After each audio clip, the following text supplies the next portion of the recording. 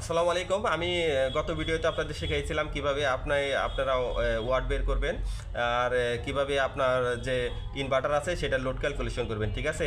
তো আমি যদি আপনাকে আজকে যেটা শেখাবো সেটি হচ্ছে যে ব্যাটারি ব্যাকআপ ক্যালকুলেশন, ঠিক আছে। ব্যাটারি ব্যাকআপ ক্যালকুলেশন আপনারা কিভাবে করবেন। তো সেক্ষেত্রে আমাকে যে ফর্মুলা ইউজ করতে হবে সেই ফর্মুলাটা আমি আপনাদের শেখানোর চেষ্টা করব খুব সহজভাবে। তো আপনারা ভিডিওর সাথে থাকুন এবং দেখতে থাকুন। আমার ভিডিও যদি আপনাদের ভালো লেগে থাকে অবশ্যই আমার ভিডিওটি শেয়ার করবেন এবং লাইক কমেন্ট করবেন, ঠিক আছে। তো আমি এখন শুরু করি কথা না বাড়িয়ে। তো সেক্ষেত্রে আমাকে যে ব্যাটারি যেটা আমরা কিভাবে সিলেক্ট করব, তো ধরি যে সাপোজ আমার যে বাসায় সেটা লোড আছে, আমি লোডটা যদি প্রথম হিসাব করি, তো সেক্ষেত্রে আমি ধরলাম যে আমার এখানে লোডটা একটু লিখি। ও আচ্ছা, এখানে লিখলাম আমার লোডটা যদি আমি ধরি সেটা হলো আমি যদি নর্মালি ধরি 500 ওয়াট ধরলাম, ঠিক আছে। এবং লোডটা কীভাবে বের করতে হয় সেটা কিন্তু আপনারা জানেন। এখানে আমি 500 ওয়াট লিখলাম।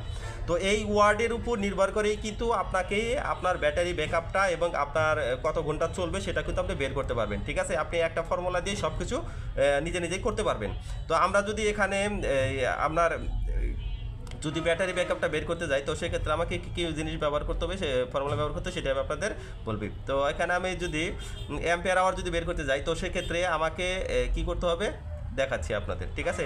প্রথম হলো কী করতে হবে, ওয়াট। আমি যদি এখানে ওয়াটটা ধরার পর এখানে যদি আমি ইন্টু দিয়ে আমার যদি রিকোয়ারমেন্ট থাকে 2 ঘন্টা 5 ঘন্টা 10 ঘন্টা সেটা আমি এখানে লিখবো। সাপোজ যদি ধরি যে আমার 2 ঘন্টা ব্যাকআপ লাগবে, ওকে, তো সেক্ষেত্রে আমি এখানে 2 ঘন্টা লিখবো। তো ব্যাকআপটা ধরেন আপনার 2 ঘন্টা, কথার কথা যে আপনি 2 ঘন্টা এখানে লিখবেন, ঠিক আছে। তো এখানে যদি আপনার 2 ঘন্টা হয় বা আপনি এটাকে হাওয়ার বা আপনি লিখতে পারেন, যাই হোক এখানে আপনি কত আওয়ার আপনি ব্যাকআপ নেবেন সেটা আপনি এখানে লিখতে পারেন। তো সেক্ষেত্রে আমাকে ব্যাটারি ভোল্টেজটা জানতে হবে। তো সেক্ষেত্রে আমি যদি ব্যাটারি ভোল্টেজটা দিব এবং এখানে যদি আমি ইফিসিয়েন্সিটা ধরি, তো সেটা যদি আপনি সহজে, ঠিক আছে, সহজে এটা বুঝতে পারবেন,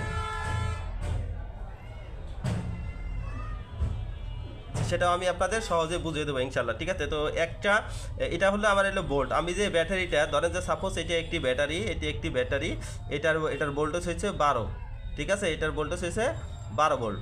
তো সেক্ষেত্রে আপনার অবশ্যই ভোল্টেজ জানতে হবে এবং এটার হচ্ছে আপনার অ্যাম্পিয়ারটা আপনি কীভাবে বের করবেন। তো আমি এখানে যখন আমি ওয়াট লিখলাম, তো এখানে কিন্তু আমি আমার চাহিদা 2 ঘন্টা, এটা আমি 2 ঘন্টা লিখলাম এবং ভোল্টেজ লিখলাম এবং এটার ইফিসিয়েন্সিটা লিখলাম যে এই ব্যাটারিটা আমি কত পার্সেন্ট মধ্যে ইউজ করতে পারবো, ঠিক আছে। তো সব ব্যাটারি কিন্তু সেম না, কিছু ব্যাটারি 80% ব্যবহার করতে পারবেন, কিছু 90% ব্যবহার করতে পারবেন। তো সেক্ষেত্রে এখানে যদি আমি টোটাল সূত্রে চলে যাই, তো সেক্ষেত্রে কিন্তু এটা সবচেয়ে বেটার। আমি আপনাদের বোঝানোর চেষ্টা করছি। এখানে ওয়াট কিন্তু আমরা পেয়েছি কত, 500। তো আমরা যদি ধরি এইটার মান হলো এখানে হলো 500, ঠিক আছে। এখানে 500 আর এখানে আমি ইন্টু দিলাম, আর এখানে আমার ঘন্টা চাহিদা ছিল 2 ঘন্টা, ঠিক আছে। তো এখানে আমি 2 ঘন্টা দিলাম। আর এখানে আমার ভোল্টেজটা ছিল কি, এখানে আমার ভোল্টেজ হচ্ছে 12। তো সাপোজ এখানে আমার ভোল্টেজ 12, তো আমি এখানে 12 দিলাম। এখানে আমি যদি ধরছিলাম কি, এটা হলো যদি এটা ধরেন কোনো একটা কোম্পানির এটা 70% হইলো আপনি ব্যবহার করতে পারবেন, ঠিক আছে। 100%-এর 70% আপনি ব্যবহার করতে পারবেন। তো সেক্ষেত্রে আমি এটারই পেন্সি দিলাম হলো 0.70।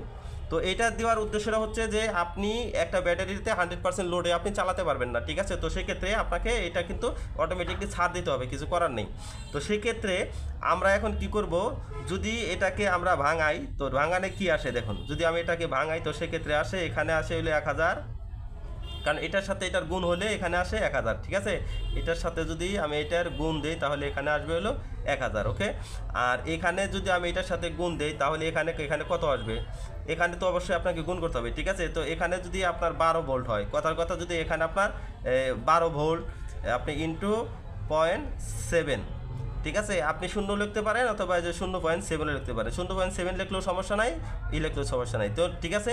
তো এইটার সাথে এটাকে আপনার ডিভাইডেড করে দেবেন, ভাগ করে দিবেন, ঠিক আছে। আপনি এটার সাথে কি করবেন, এটার সাথে এটা ভাগ, এটার সাথে এটার ভাগ করে দিবেন। ভাগ করলে আমার যে রেজাল্টটা আসে সেটা যদি আমি ধরি 1.1119, ঠিক আছে। 1119 যদি আসে, তো সেক্ষেত্রে আপনি এইটাকে আপনি যে ব্যাটারিটা আসবে সেটা হবে আপনার কত,